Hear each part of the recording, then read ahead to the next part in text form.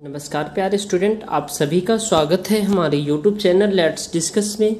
प्यारे स्टूडेंट, जैसा कि स्क्रीन पर देख रहे हैं, आज हम डिस्कस करने जा रहे हैं क्लास 10th का विषय हमारा विज्ञान होगा, जो कि यह वर्कशीट हमारा शिक्षा निदेशालय राष्ट्रीय राजधानी क्षेत्र दिल्ली द्वारा जो वर्कशीट नंबर 35 है, जो कि यह 29 सितंबर 2021 के लिए है, इसे हम पढ़ेंगे। ठीक है, तो प्यारे स्टूडेंट, आज हम फिर से कंटिन्यू कर रहे हैं मानव नेत्र और रंग बिरंगा संसार, जो कि मोस्ट इंपोर्टेंट है। और आज का वर्कशीट आपको 2 से 4 नंबर आपको दिलाएगा आज का वर्कशीट से। ठीक है, तो आई होप आप इसे वीवीआई वर्कशीट मानेंगे और इसे अच्छे से सॉल्व करेंगे। राइट, अब देखिए, पूर्ण आंतरिक परावर्तन क्या होता है। जब एक प्रकाश सघन माध्यम से विरल माध्यम में जाता है और आपतन कोण क्रांतिक कोण से अधिक होता है तो सघन माध्यम में परावर्तित होता है, तो इसे पूर्ण आंतरिक परावर्तन कहते हैं।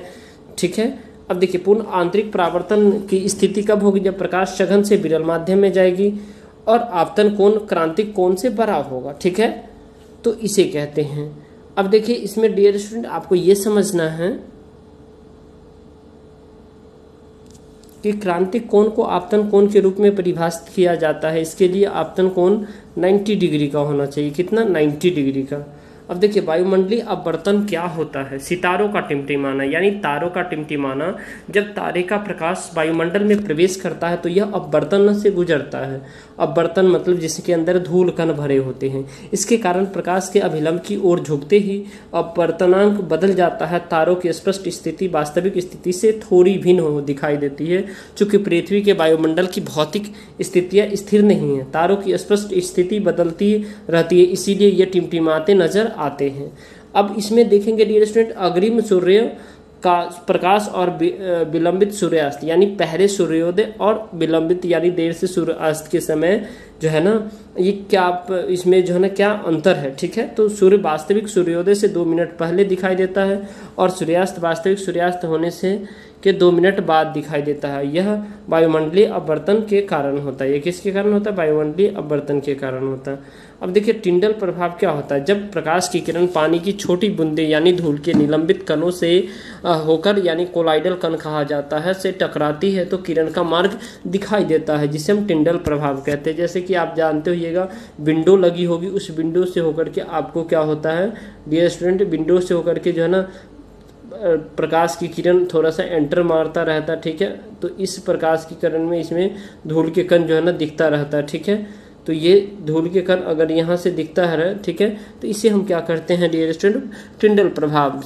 और प्रकीर्णन प्रकाश का रंग कोलाइडी कणों के आकार के पर निर्भर करता है और बहुत महीन कण मुख्य रूप से नीले प्रकाश को बिखरते हैं, जबकि बड़े आकाश के कण लंबी तरंग दैर्घ्य के प्रकाश को बिखरते हैं। आकाश का रंग नीला क्यों दिखाई देता है? ये भी क्वेश्चन बेहद ही इंपॉर्टेंट है, क्योंकि प्रकाश के प्रकीर्णन के कारण आकाश का रंग नीला दिखाई देता है। प्रकाश के प्रकीर्णन के कारण आकाश का रंग नीला दिखाई देता है। जब सूर्य का प्रकाश वायुमंडल से होकर गुजरता है तो हवा के महीन कण लाल रंग की अपेक्षा नीले रंग की अधिक मजबूती से बिखरते हैं। अब देखिए, सूर्योदय और सूर्यास्त के समय आकाश लाल रंग का क्यों दिखाई देता है? ठीक है, यानी सूर्य उदय हो रहा होता है और जब सूर्य अस्त हो रहा होता है तो लाल रंग का दिखाई देता है। क्यों? क्योंकि सूर्योदय और सूर्यास्त के दौरान क्षितिज के पास सूर्य से प्रकाश हमारी आंखों तक पहुंचने से पहले हवा की मोटी परतें और पृथ्वी के वायुमंडलीय में बड़ी दूरी से होकर गुजरता है। ठीक है, और सूर्य के ऊपर से प्रकाश अपेक्षाकृत कम दूरी की यात्रा करेगा, जिसके परिणाम स्वरूप सूर्य का प्रकाश श्वेत रंग दिखाई देता है। क्षितिज के पास अधिकांश नीली रोशनी और छोटी तरंग दैर्घ्य कणों द्वारा दूर बिखरी हुई है, इसीलिए हमारी आंखों तक पहुंचने वाला प्रकाश लंबी तरंग दैर्घ्य का होता है, इसीलिए लाल रंग का तरंग दैर्घ्य दिखता है। ठीक है, अब इसके बाद देखेंगे डियर स्टूडेंट, इसमें जो बेहद ही पूछे हुए आसान से 4 प्रश्न हैं, इस सभी को देखते हैं। तो पहला क्वेश्चन है, तारे क्यों टिमटिमाते हैं? तो तारों का टिमटिमाना प्रकाश के वायुमंडलीय अपवर्तन के कारण होता है। जब तारे का प्रकाश वायुमंडल में प्रवेश करता है तो यह अपवर्तित होता रहता है तथा प्रकाश अभिलंब की ओर झुक जाता है, क्योंकि जो पृथ्वी के वायुमंडल की भौतिक स्थितियां स्थिर नहीं है, तारों की स्पष्ट स्थिति बदलती रहती है, इसीलिए तारे टिमटिमाते हैं। ठीक है, अब देखिए, स्पष्ट स्थिति बदलती नहीं है, ये आपको नहीं लिखना है, ये कट कर दीजिए। ठीक है, अब आपको आकाश का रंग नीला क्यों दिखाई देता है, ये आपको करना है। आकाश का रंग नीला, प्रकाश के प्रकीर्णन के कारण आकाश का रंग नीला दिखाई देता है। जब सूर्य का प्रकाश वायुमंडल से होकर गुजरता है तो हवा के महीन कण लाल रंग की अपेक्षाकृत नीले रंग की मजबूती से बिखरते हैं। ठीक है। अब क्या है, सूर्योदय और सूर्यास्त के समय सूर्य का लाल रंग का दिखना क्यों दिखता है।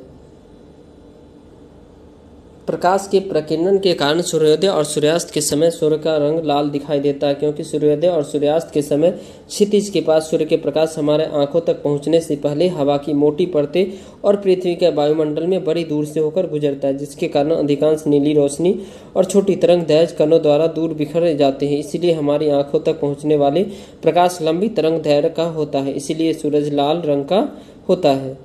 अब हम नेक्स्ट देखेंगे डियर स्टूडेंट, जो कि बेहद ही आसान है। अग्रिम सूर्योदय यानी पहले सूर्योदय और विलंब सूर्यास्त यानी 2 मिनट पहले सूर्योदय और 2 मिनट बाद सूर्यास्त प्रकाश के वायुमंडलीय अपवर्तन के कारण होता है। ये अग्रिम सूर्योदय और विलंबित सूर्यास्त। राइट डियर स्टूडेंट, आपको लगता है ये वर्कशीट आपके लिए हेल्पफुल है तो इस वीडियो को जरूर लाइक करें। हमारे चैनल पर नए हैं तो चैनल को सब्सक्राइब करें और वीडियो को शेयर करें। तो चलिए फिर मिलते हैं नेक्स्ट वर्कशीट में, तब तक के लिए bye bye, take care, have a nice day.